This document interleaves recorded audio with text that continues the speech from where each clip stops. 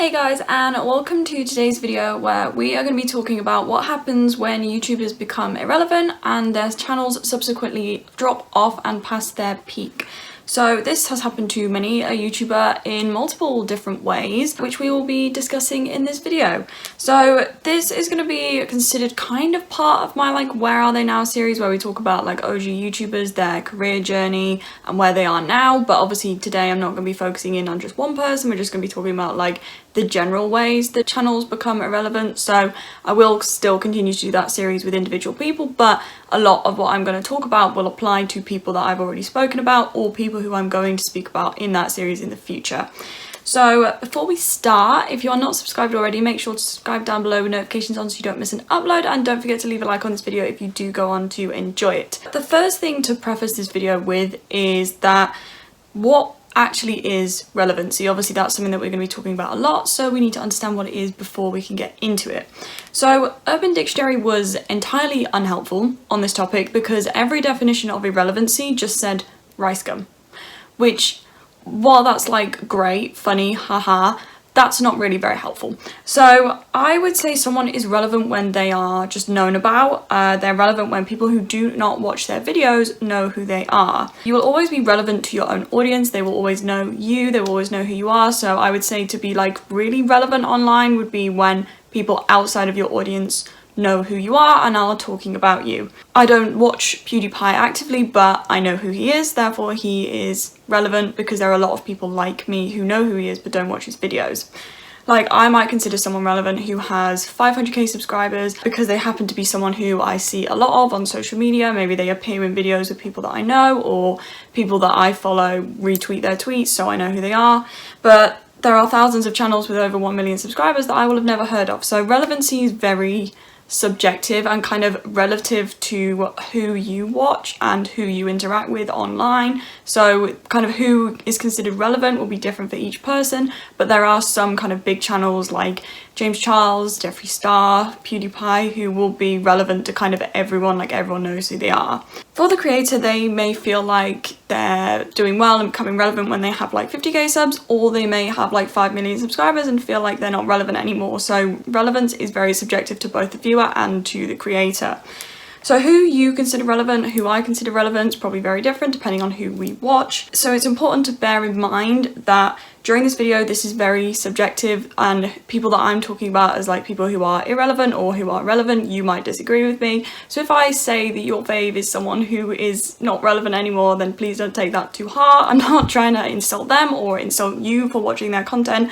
I'm just saying that they are, in terms of numbers, past their peak. Also, these individuals are not their channels, so even if a channel is irrelevant, them as a person, they are not determined by how kind of relevant their channel is, how many views they're getting, how many subscribers they've got. That doesn't define a person. So if their channel is irrelevant, I'm not insulting them as a person, it's just that their channel is not doing as well as they were at one point in time. Importance is not determined by their subscriber count. The only thing that is determined by subscribers or by followers is their influence. So YouTube as a platform has been around for about 16 years, and when it was first launched, the people who were posting on the platform had no idea what could possibly come from being on YouTube and how ludicrous of a job it would become to be a YouTuber.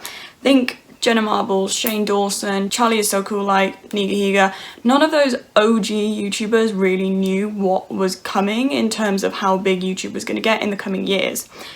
So over the years, more and more people have started to make money on YouTube, and around 5 million channels exist with over 1,000 subscribers, which is the kind of, you need over 1,000 subscribers and over 4,000 watch hours to start to make money on YouTube. So a large chunk of those 5 million channels will be making money on YouTube. So clearly there's a lot of people who are having some kind of income from the platform, and many of those will have made enough money to consider YouTube their job.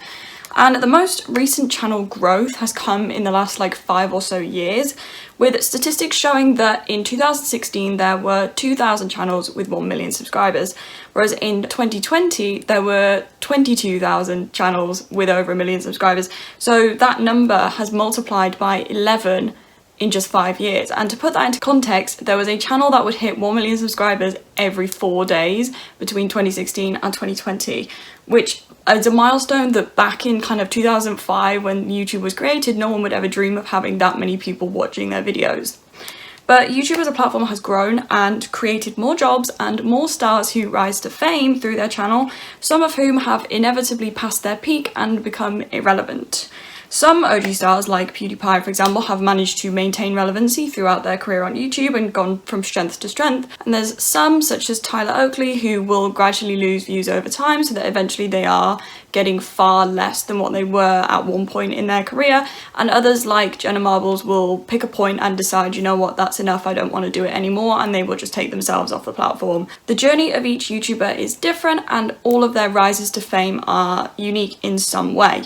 So YouTube has made fame so much more accessible than it was back before YouTube existed, where you had to have like a special talent, or you had to live in somewhere like London or LA or New York where you could go to auditions and casting calls to be able to make it in an industry that would make you a celebrity and even have a shot at fame. Whereas now YouTube grants that opportunity to anyone with a channel who is willing to work hard and make that channel grow. And that's one of the reasons why kids nowadays aspire to be YouTubers. Like, it seems so much more accessible than becoming like a pop star or an actor or a model. You know, anyone can be a YouTuber. You don't need to have like the right face or the right body or the right skills. Well, you do need skills, but you don't need like an amazing talent to do it. Like, you can learn everything that you need to have a successful YouTube channel. None of it is kind of inbuilt in your genetics.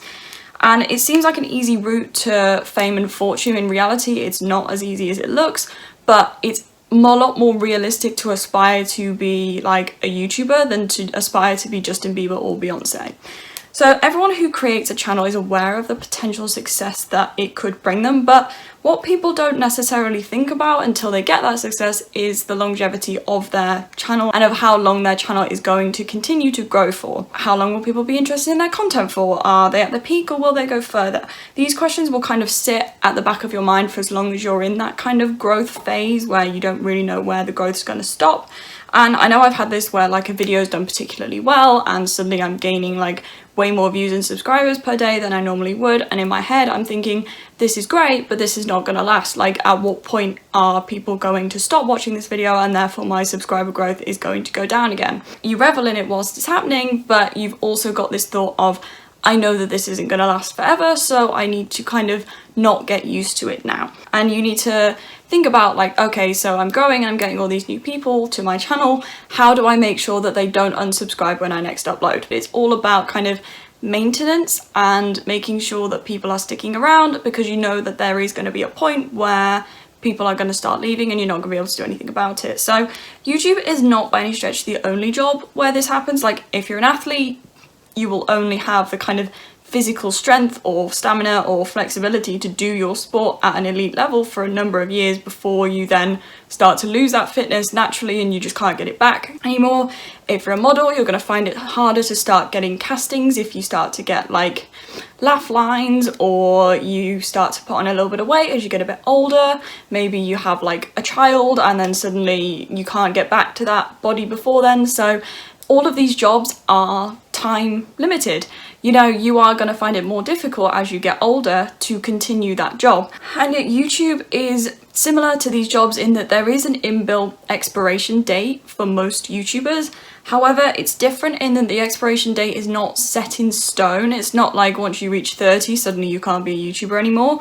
It's more like there's always a chance that a change in content or starting a new channel or moving platform can kind of push that expiration date back. Whereas like if you're an athlete, there's not really anything you can do about that. So why is it so important to be relevant? Many people's first like instinctual answer would be that you need to be relevant to make money. And that is in some ways true. Like, if no one watches your videos, you won't make any money from them, so therefore YouTube can't be your job anymore. And many of these OG creators will think ahead for this reason and will take a lot of well-paid sponsorships or partnerships when they're in their growth or peak phases, because they need to make investments now while their income is high, so that then if their income starts to decline, they still have money coming in from these investments outside of YouTube. So many will buy houses like outright with no mortgage so that they don't have to worry about that kind of for the rest of their lives basically. Some will start brands or businesses as like a side hustle, and others will write books or music that can provide a passive side income. And some will make investments in properties or companies, or as of recently, cryptocurrency, which I don't know why cryptocurrency is something that a lot of YouTubers have decided to get into. I don't know if it's just because they have extra money and it seems something like new and exciting, but if you do understand, then please enlighten me, because cryptocurrency seems to be the new investment for all the it girls to be making, and I just don't really get it. Like, I don't know. And either way, many will put plans into motion using the wealth of opportunity available to them while they are in their peak as a way to shield themselves from going broke when they eventually come out of that peak. And it's kind of a sad thought that a lot of the time when you are at your peak, you're thinking about what's going to happen when you're out of that, and you're having to kind of think about the negatives of the future rather than just being able to enjoy what you're doing at that time and like how well you're doing at that time. But everyone needs to kind of have a backup plan when you're in an industry as unstable as YouTube. So outside of the financial impact of being relevant, there's also the psychological impact. So having thousands of people compliment you and praise you every single day is bound to take a toll on one's ego in some way, shape or form. Some, like Jenna Marbles, make sure that it doesn't change them as a person, and, you know, money and fame never change their personality, whereas others, like Rice Gum, make money and fame their entire personality. So it kind of affects different people differently. And there are many YouTubers who have developed rather large egos from their channels, and even when they manage to stay grounded, there is still some psychological impact in the correlation between the feelings of self-worth and the feelings of having a video do well. Like in my video about Bethany Motor, I mentioned that she did a Q&A on her channel where she talked about how when her views started to decline, it did start to make her feel worse about herself, and like she started to doubt it, and she had to kind of unlearn the association between a video doing well and feeling good about yourself. Like she needed to separate those two things.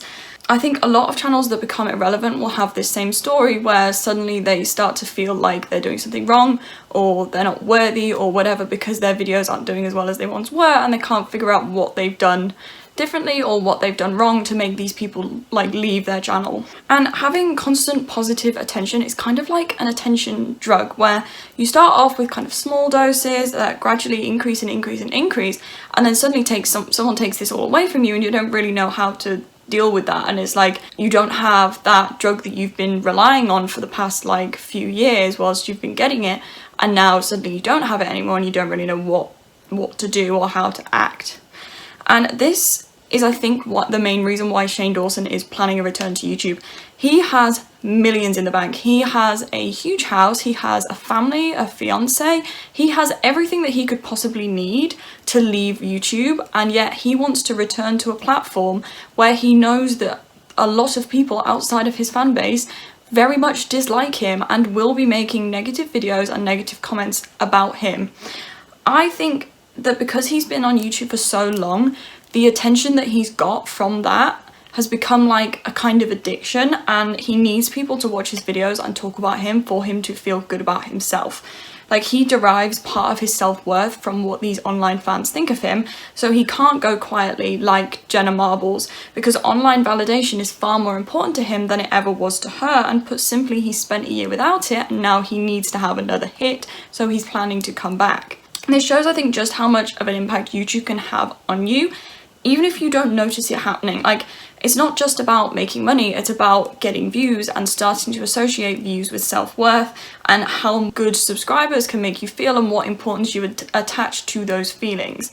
So this also changes as a channel changes, because gradually we adjust to higher and higher views as we get more successful. So, for example, this time last year, if one of my videos crossed 100 views within like a week, that was a really successful video, whereas now if it doesn't cross 100 views in the first like 3 hours, that video is a flop. Like, I have adjusted to the idea that, okay, my videos will get like 100 views really quickly now, whereas a year ago, if that happened, I would have been like, oh my god, what's going on? So I'm no longer satisfied by getting 100 views in a week. I've adjusted to like new standards, and so now if I went back to that, I would feel like I'm doing something wrong and I would be disappointed with that video's performance.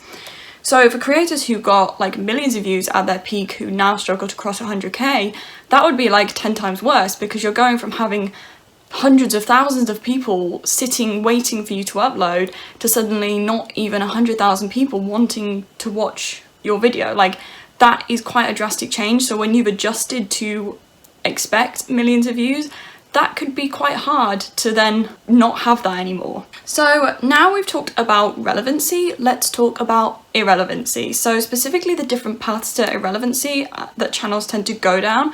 The first of these being a creator who refuses to grow or change their content with the times or with their audience. This applies to pretty much everyone that I've talked about in my Where Are They Now series, because all of them amassed very young audiences that were actually ended up being a double-edged sword. So let's take Zoella, for example. She became one of the, well, probably the biggest YouTuber in the UK. She was a household name back in like 2014, writing, or not writing, if you know what I mean, books that broke records, consistently were bestsellers. She got millions of views per upload, she won awards, she drew in huge crowds at events like VidCon and Summer in the City, and yet she fell off. Like, why? Because her content never changed.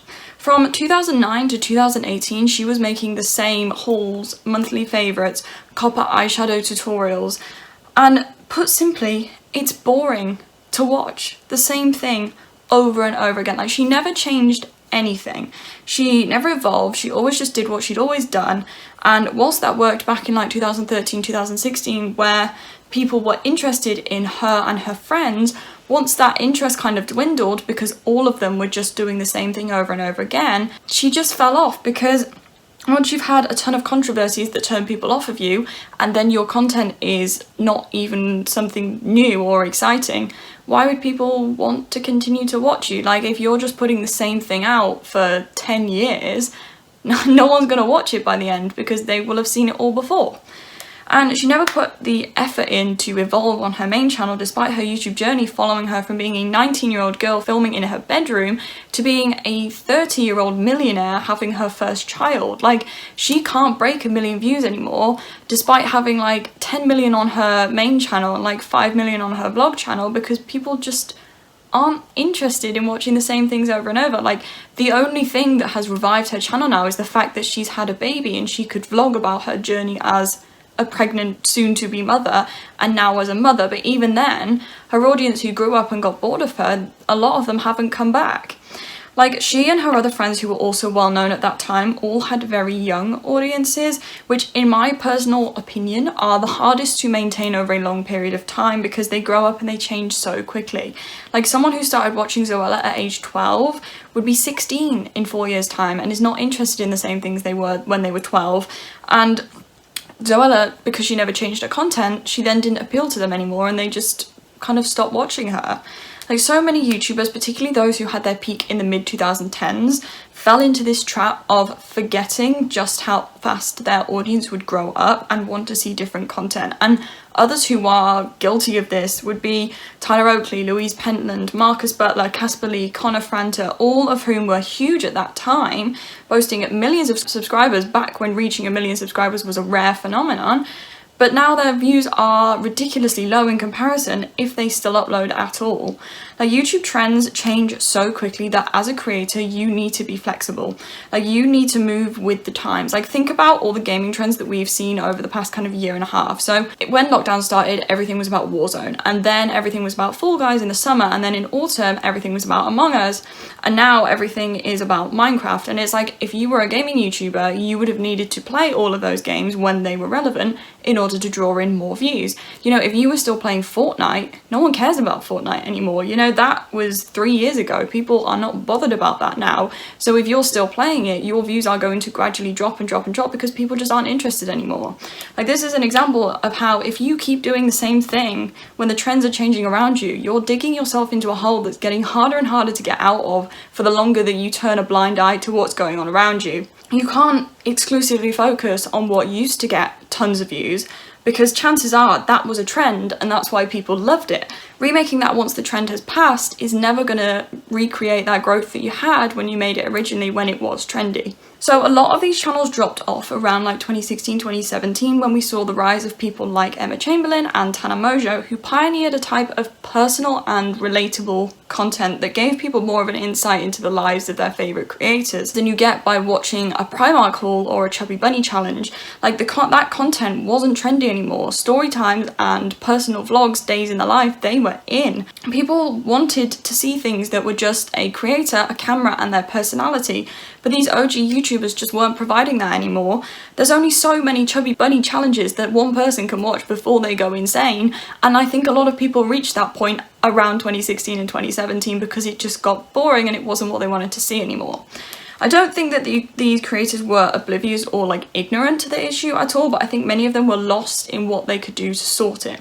Like if you've grown comfortable with and gotten really good at making a certain kind of content, transitioning to something completely different would be really hard. Like, why start a new school when you've got a ton of good friends at your old school? Like, why would you bother to make that transition when you're already comfortable where you are? People become so accustomed to being in their comfort zone. Like, if you've had fans for 10 years who have always supported the type of content that you're comfortable making, it can be really scary to then think that you have to just suddenly change. It can be intimidating to try and step out of your comfort zone when you've been in there for so long, and doing so in a way that doesn't come across as fake or inauthentic, just changing content because it's trendy, is quite difficult to do when you've been stuck in your ways for that long. So Graveyard Girl talked about this briefly in her series with Shane Dawson, where she said that she knows that people are bored of her remaking similar videos, but she doesn't know what else she could do because that's the content that she's always made. Like, she can't suddenly become a gaming channel if she's never used a PS4 or an Xbox before. Like, if she doesn't know what she's doing, she can't make a channel around that type of content. She can't become a storytime YouTuber if she doesn't have any stories to tell. Like, she can't do things she doesn't know how to do, and she's kind of stuck in her ways without a sign of how to evolve her content and stop her channel from declining. There's also a small category of people within this kind of bigger majority who handle the decline in views so badly that they just decide to blame everyone except themselves, rather than just kind of accept that their content just isn't what's interesting to people anymore. Gabby Hanna, for example, tried to blame YouTube for shadow banning her when actually her subscribers just aren't interested in clicking on all of her videos anymore. Like, she made a huge deal about how everyone at YouTube is out to get her, instead of just stepping back and saying, okay, so my audience aren't interested in this, so I need to do something different. And the only time that she can get a ton of views on her channel is when she's talking about drama with other people. Like, if you can't pull in those views by yourself, then you need to change something about your own content rather than blaming everyone else. Like, they come across as very entitled when they try to place the blame on other people instead of acknowledging the fact that they need to evolve in order to maintain that interest that people have in them and in order to keep their space on the platform. But unfortunately, some people like Gabby don't really see things that way. They don't really understand why their views are dropping, so the problem must be with someone else rather than with them. And it's easy to ascertain why this isn't the case though, because if YouTube stopped recommending content to someone, you'd see in your analytics that suddenly you'd go from having like 1 million impressions a day to having like 100,000. Like, that's a sudden and drastic drop for no reason. Whereas with people like Gabby, the views fell gradually over a number of years rather than just suddenly happening one day. Like, if your views are gradually falling, that's not a fault of YouTube, that's a fault of your content no longer appealing to your audience and more of them deciding to leave. YouTube changes so fast that the creators who are on a decline for this reason will continue to pop up. The people who are relevant now were not necessarily relevant 5 years ago, and they're not necessarily going to be relevant in 5 years' time, because the people at the kind of mid-top swap out like every couple of years as the demand for different content ebbs and flows. Like, the people who are at the very top, like the James Charleses of the world, they're quite hard to knock off a podium. It will be probably like 10 years of their channel declining before they ever become properly irrelevant. But for the people who are at like the 1 to kind of 5 million mark, they swap out like every couple of years depending on what content is popular. So the next category is one that I didn't even think of until I watched Smokey Glow's video about this topic, where she pointed out that people who become embroiled in drama too early on in their careers actually end up making themselves irrelevant. So creators who have over 1 million subscribers who are very well known can kind of use drama to their advantage to get their name out to like a wider audience, because they have enough people who will defend them in whatever they do. So think James Charles, Jeffree Star, Jaclyn Hill, Tana Mojo. All those people's careers gained a lot of traction because they were involved in drama, but they also had enough of their audience who were supporting them that it wasn't going to damage them. However, this route to relevancy is not one that everyone can or will follow. If you try to be outrageous or start drama before you have a solid and large enough fan base, you will shoot yourself in the foot and ruin that any chance of a career on YouTube. The reason for this is that if you don't have a dedicated core audience who will support you in drama and talk about your drama to other people in a positive way, instead you will lose subscribers because they don't care for your drama. Like, they see you starting drama with other YouTubers as inauthentic because of your small channel size. Like, there's no actual beef there, you're just trying to get attention. And Thomas Halbert is the best example of this because he grew his channel because people liked that he was kind of honest and open and he always spoke his mind. He never changed his opinion based on whether he was on someone's PR list. And people appreciated that in an era where every other big beauty guru was kind of licking the asses of a lot of big brands because they were taking them on brand trips or they were sending them lots of products. The only other big beauty guru who's giving people this same kind of experience of being like open and honest was Jeffree Star, but he was also a very divisive character. So people who didn't want to support Jeffree Star because of all of his scandals could then go and support Thomas Halbert instead. The problem was that I think Thomas saw himself as like the new Jeffree Star, and so he followed in Jeffree's footsteps by getting in drama with anyone and everyone, including Jeffree Star himself, who actually exposed him for lying, which was very damning to him. And he just constantly seemed to be involved in a scandal or a fight with someone, and his audience just got sick of it.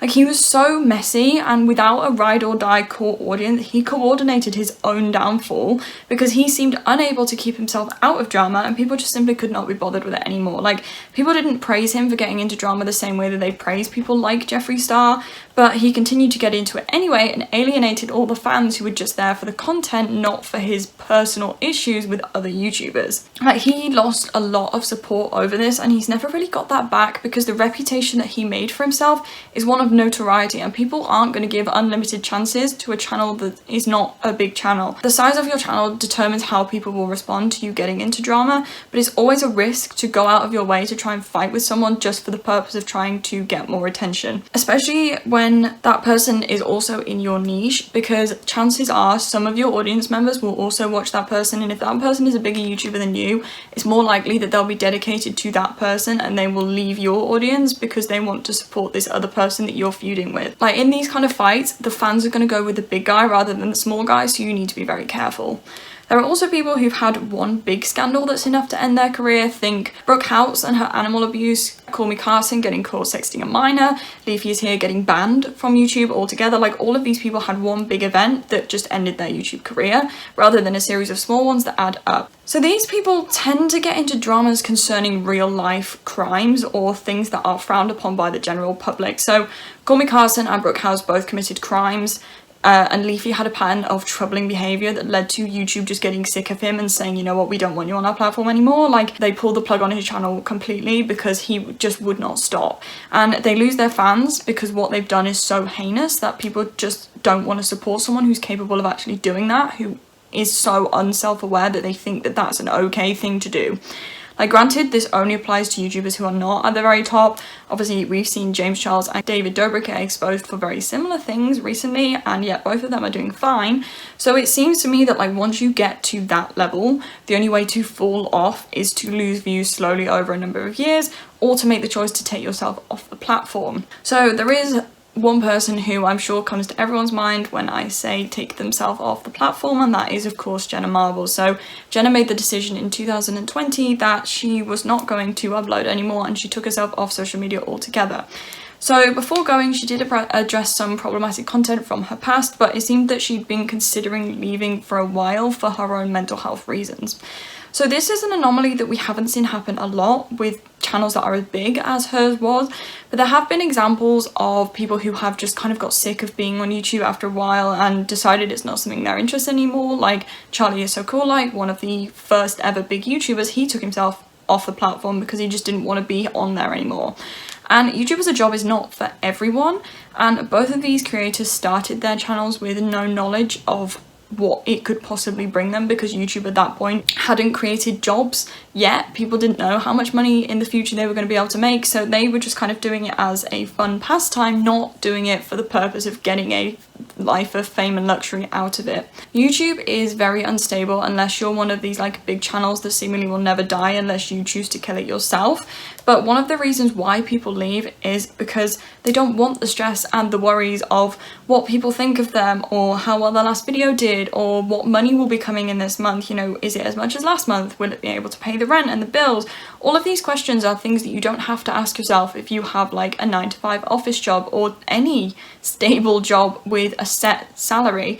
Like, a lot of people are not cut out for this kind of instability in income and not knowing what money's coming in from where each month, and not knowing how long the money's going to last for. Like, a lot of people would rather just have something stable that they know what they're doing every day, they know where they're going, they know what they're going to make from it, and they know what their hours are. They don't have to constantly worry about any of those things. Like, some people just prefer to not have these worries, and they don't want to do YouTube as a job. Like, it's fun for a while, but when it starts becoming less fun and more stress, they choose to step back altogether just for their own benefit, and I can't fault them on that. Like, it's sad to see a creator leave, especially one who was as like well loved as Jenna Marbles, but at the end of the day, they have a life outside of YouTube that they need to take care of, and if YouTube is making that life worse rather than better, then no one can blame them for wanting to stop being a YouTuber. Okay, so now we've talked about the ways people become irrelevant and the psychological and financial impacts of relevancy.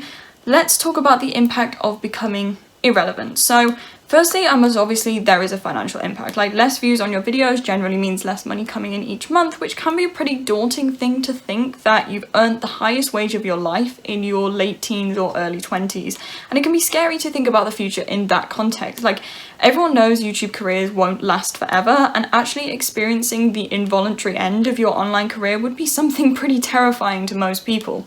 So this can be especially scary to those who have not been especially smart with their own money. Like, maybe they're the kind who indulged in expensive cars or clothes or luxury apartments, and now that lifestyle is no longer within their budget and it's no longer sustainable. You can't afford the rent on the apartment, you can't afford the lease on the car, and all of these things that you've amassed have now been like completely just taken away from you because your views have dropped.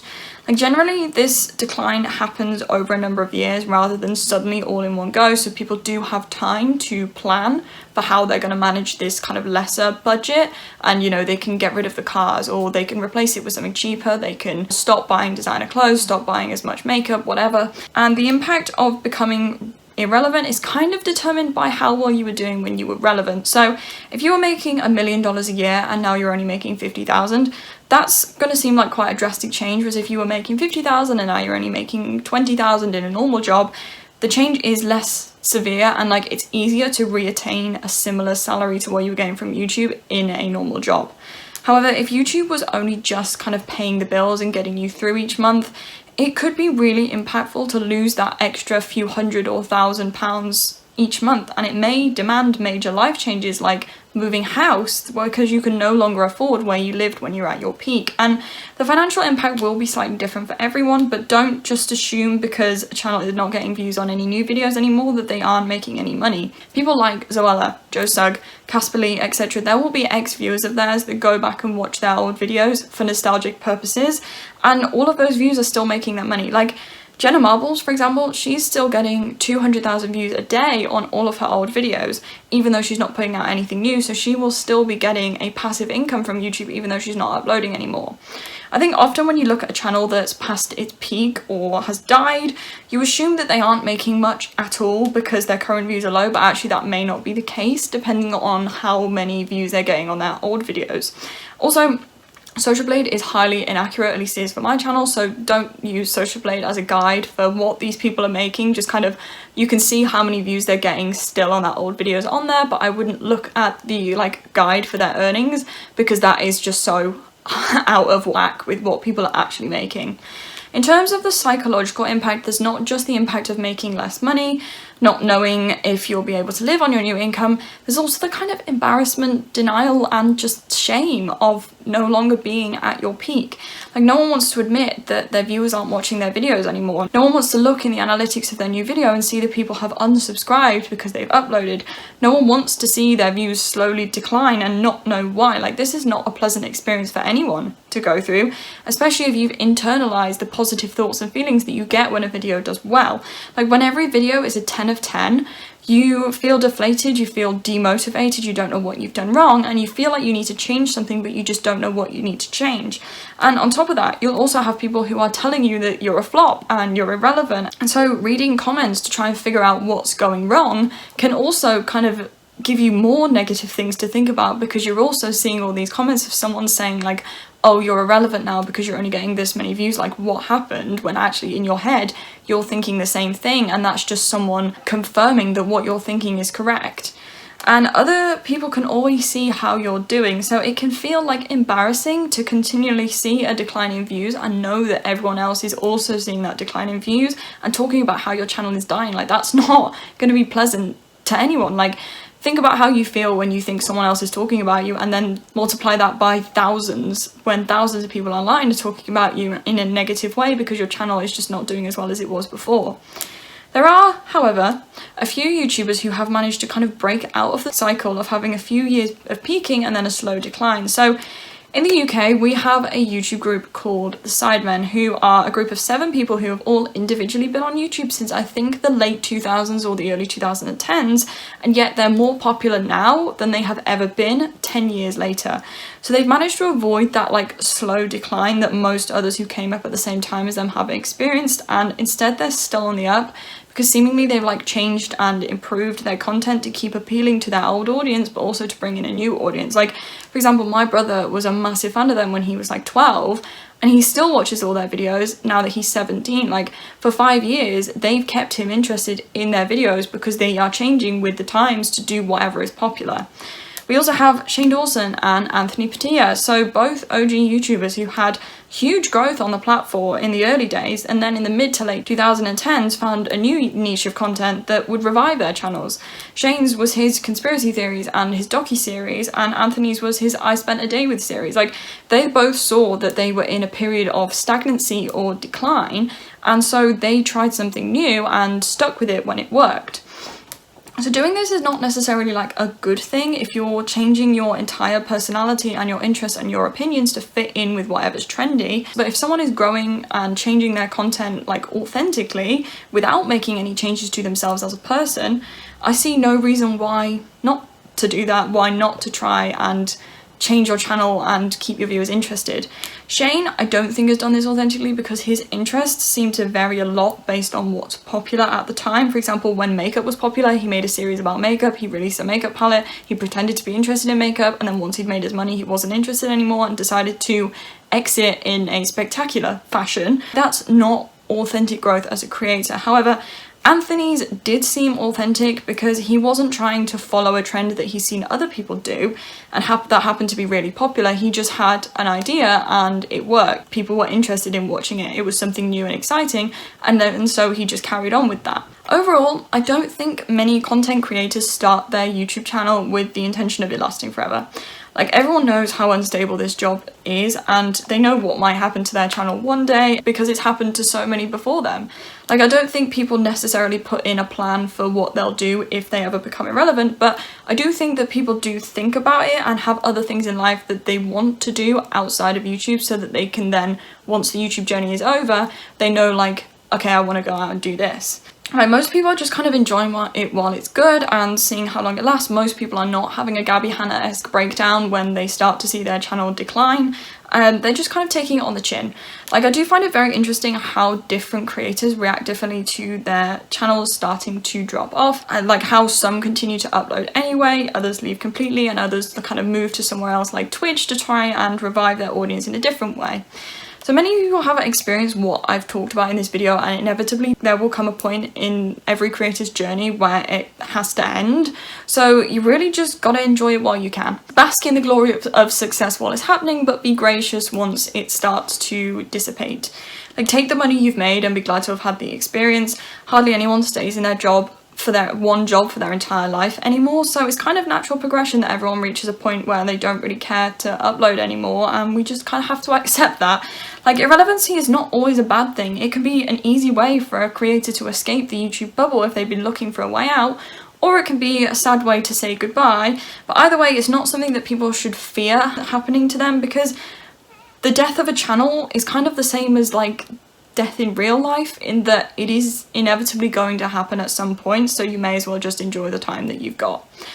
So that is everything that I have to say about irrelevancy and what happens when a YouTube channel dies. If you did enjoy, then please be sure to leave a like, leave a comment down below with any thoughts you might have, and subscribe to see more videos like this. I will hopefully see you guys in the next one. Bye guys!